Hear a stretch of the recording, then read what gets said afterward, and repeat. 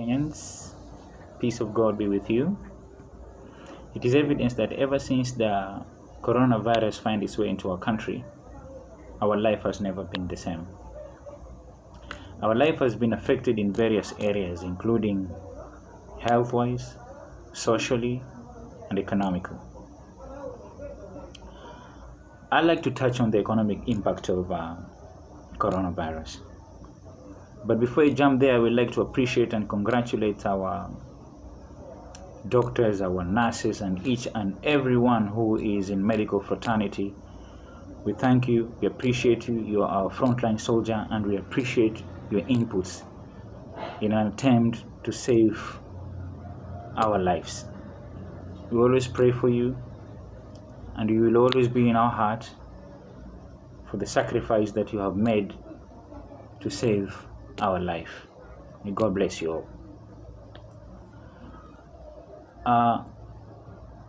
The government was forced to come up with measures that will cushion or protect us against the spread of the disease. And some of those measures are like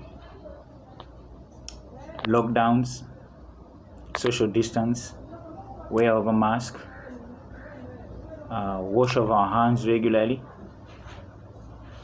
Without a doubt, these are very, very significant measures that will help our life a lot.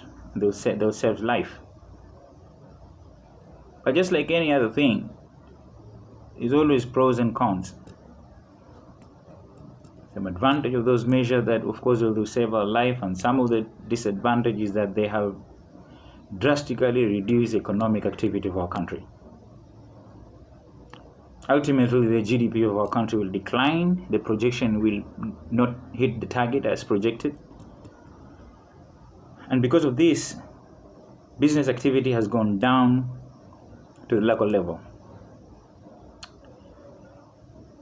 When business activity goes down, it's just tell you that the profitability of the company will drastically be reduced. And for any corporation or small business to maintain its balance sheet, it has somehow to reduce the cost.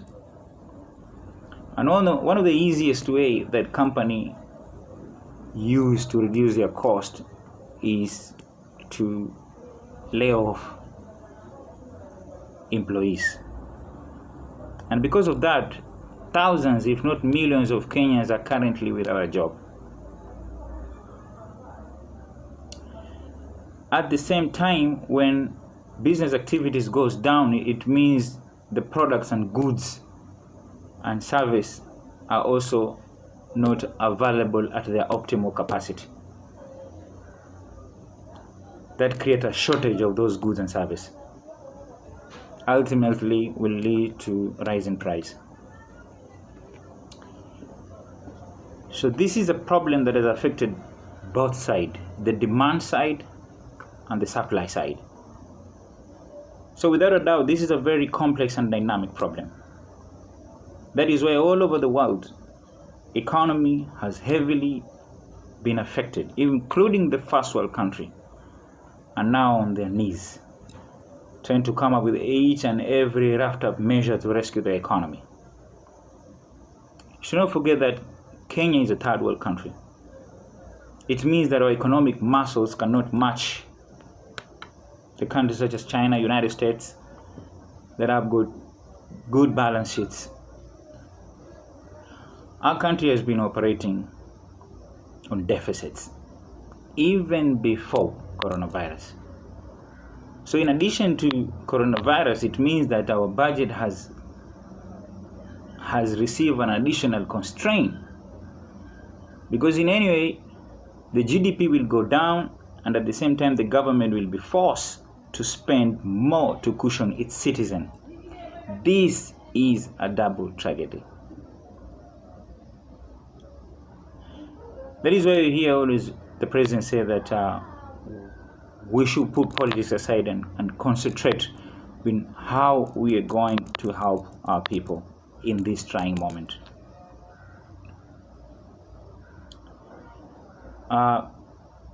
President Uhuru Kenyatta and his government have come up roughed up measure to protect Kenyan citizens against this negative impact of this pandemic. Among them is the government has appropriated around 10 billion in addition to be distributed amongst the elderly, orphans, and vulnerable members of our society through cash transfer. The government has also reduced VAT from 16% to 14%. The corporate tax also was brought down from 30% to 25%. The pay-as-you-earn has been brought down as well from 30% to 25%. Central bank and CBA rate has also been reduced by 1%, and cash reserve ratio has also been reduced by 1%. All these reductions are aimed at allow citizens to remain with the money instead of that money goes to the government. So once they remain with their money, they are able to spend wherever they are. As a result, spurred up economic activity. And the cash transfer program will enable the elderly, the orphan, and the underprivileged member of our society to access cash. Therefore, they will be able to transact. As a result, it will create liquidity in our local area, in our ward, in our constituency, in our counties, hence spur economic activity. That is the way to go. And also, that's the government. Also, we citizens, also those who are still lucky, continue working, we need to be cognizant of the fact that there are families somewhere. There are people are actually sleeping without having a meal. Therefore, there are several organizations have come up with philanthropic efforts to try to help their fellow citizens. Like in Mombasa, such as Mombasa Assembly is doing a remarkable job.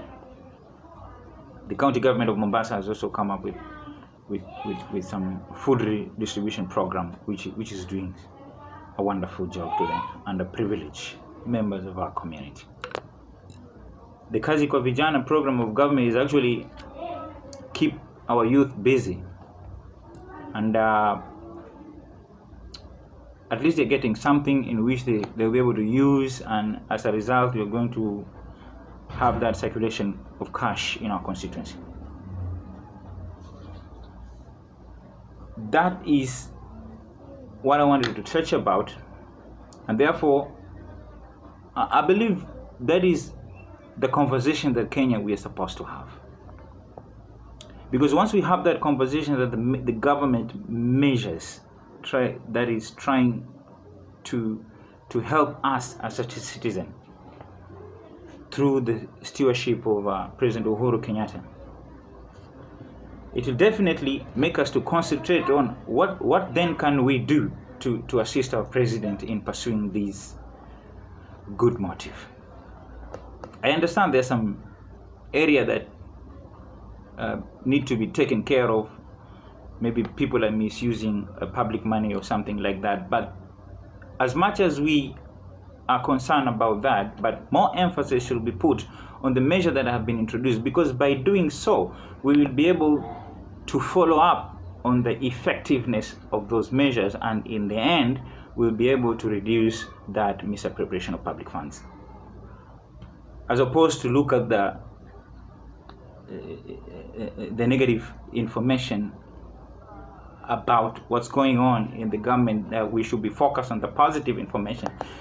This will enable us citizens and the government to move together, so that we may be able to see anything before it happens, and therefore we may be able to help the president in keeping track of our resources. And that is in my view. Therefore, let's support the president, let's support our local government, and let's support each other as citizens. Those who are able, let's assist each other. Let's help your neighbor who is actually has been affected. May God bless Kenyans. May God bless all of us. Thank you.